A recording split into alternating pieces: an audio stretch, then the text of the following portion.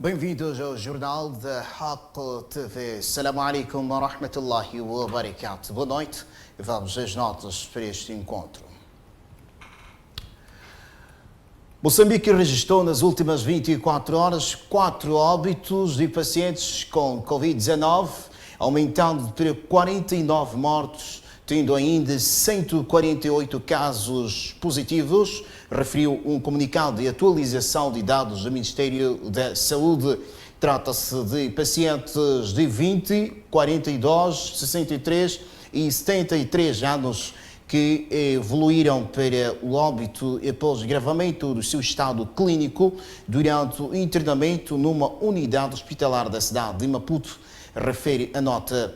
Dos óbitos registrados nas últimas 24 horas, 3 são moçambicanos e um estrangeiro, acrescentou o Ministério da Saúde. No dia em que o país registra mais 4 mortes devido à Covid-19, o Ministério anunciou ainda mais 148 casos positivos de infecção pelo novo coronavírus, que levam o total a 7.262, dos quais 6.976 casos são de transmissão local e 286 importados. As autoridades de saúde registraram ainda mais 286 casos dados como recuperados, o que sobe o total para 4.350, havendo também 193 pessoas internadas nos centros de isolamento. A cidade de Maputo, capital do país, continua a registrar o maior número de casos ativos, com 1.807 infecções ativas, seguida de Maputo, província, com 469, e as restantes províncias registram menos de 150 casos. Pelo menos 3 pessoas são dadas como tendo sido sequestradas na última terça-feira em diferentes unidades comunais do bairro de Carropé, na cidade de Nampula. Indivíduos que se faziam transportar uma viatura de luxo e de vidros fumados foram vistos a algemar pessoas do mercado local e em algumas residências, levando-as de seguida para destinos desconhecidos. O primeiro caso ocorreu no mercado, mais concretamente neste local, e a vítima foi um vendedor, mas testemunhas escusam abrir a boca e nem mostrar a cara com receio de qualquer espécie de represália. O grupo de supostos raptores seguiu depois para esta residência com o mesmo objetivo. Eu saí daqui ontem para jogar bola, já saí para aqui, eu visto acontecer e papá me levar lá no comando. Eu saí lá para na bazar. Passar, sair para ir tomar banho. Lá no comando não tem. Hoje aí, ontem. Levanta papá, mamãe, tudo, sair, vai lá no comando. Chegou aqui carro. Aquela carro, sair de 3 pessoas na mano. Mano fala assim, papá vai aonde? Eu não sei. Sair 5 horas, vai lá no comando. Vai pro lugar de papá manje. Aquela pessoa na mano. Já foi, imagina, cara, vai lá. Agora aqui eu sair e vai lá. Aqui a minha irmã, tudo tem aqui. Chegou aqui a pessoa, minha irmã, tudo fugiu. Uma vendedeira ambulante não escapou da operação, tendo sido levada nas imediações da sua própria casa. Vieram 2 senhores, segundo o que eu ouvi dizer, porque eu não estava. Vieram aqueles 2 senhores, procuraram saber o pressário da mandioca, maçaroca. Ela, naquele momento de querer dizer o pressário, aqueles senhores optaram em algemar. E quando algemaram, diretamente puseram na viatura e foram-se embora, sem nenhuma explicação. Ela tinha algum problema? Infelizmente, nunca teve problema com ninguém. E nesse momento, o que queria fazer?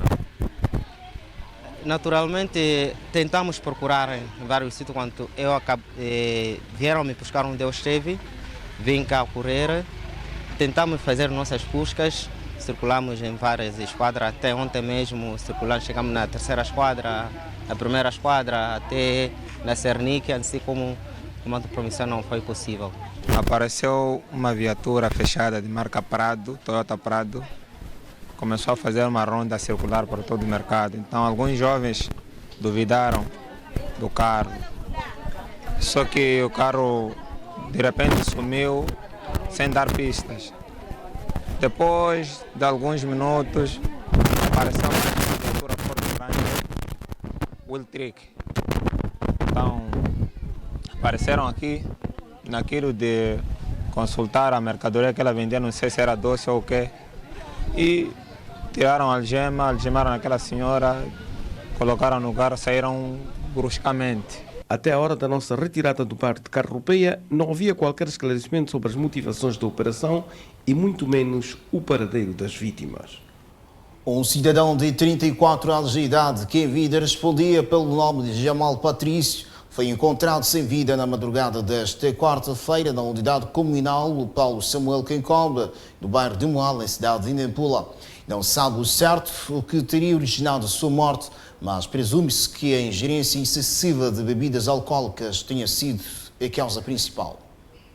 A situação deixou bastante alarmados os moradores daquela unidade comunal, que afirmam terem sido colhidos de surpresa pelo facto que acontece pela primeira vez na região.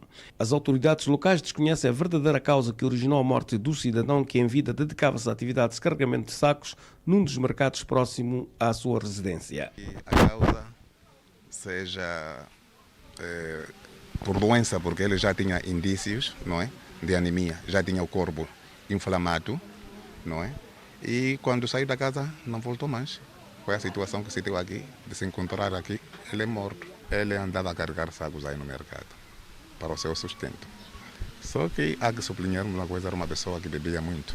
Quando eu acabei de chegar, investiguei as famílias, dizia que ele não tinha lugar fixo, a vida dele era beber, e carregava lixos, não sei o que, nas casas.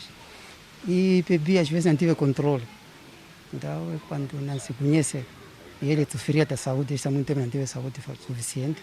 Com esse alimentar, que ele alimentava com beber, talvez não aguentou, daí apanharam onde esta manhã ele morto. Os familiares referem que nos últimos tempos o malogrado padecia de uma doença que o impedia de movimentar-se normalmente, o que deveria ser agravado pelo facto de insistir em consumir bebidas alcoólicas, sem contudo se mostrar preocupado com o seu estado de saúde. Tinha uma doença, começou a inflamar o corpo, mas também ele bebia mais, comia menos, sempre estava em casa poucas vezes, né? E chegava horas impróprias e algumas vezes não conseguia comer. Logo cedo saía para ir fazer trabalhos e no final sempre era estar nesta zona mesmo para poder beber, né? Era mais questão de beber. Até a altura da retirada da nossa equipa de reportagem, o corpo do malogrado ainda encontrava-se no local, a aguardar pela equipa de investigação com vista ao apuramento das verdadeiras causas que estiveram na origem do homicídio. Um jovem de 29 anos de idade encontra-se detido nas celas da primeira esquadra da PRM em Nampula, neutralizado de posse de quantidades de droga. A estupefaciente teve origem na província da Zambésia. Este é o segundo caso que a corporação registra em menos de 3 meses. O indiciado mostra-se arrependido pelo seu envolvimento neste tipo de crime.